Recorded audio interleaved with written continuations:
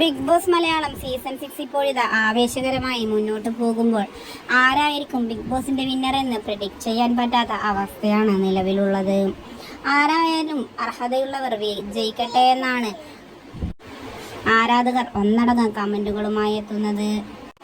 Big ബോസിലെ മത്സരാർത്ഥികൾ ഒന്നടങ്കം കാത്തിരുന്ന പണപ്പെട്ടി ടാസ്ക് എത്തിക്കഴിഞ്ഞിരിക്കുകയാണ്.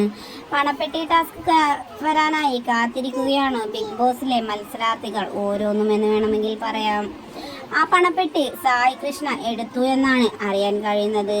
നന്ദനക്ക് വീട് വെക്കാനായി സായി കൃഷ്ണ തൻ്റെ പെങ്ങൾക്ക് വേണ്ടി അത് ചെയ്തു എന്നാണ് ഫാൻ പേജസ് ഒന്നടങ്കം വ്യക്തമാക്കുന്നത്.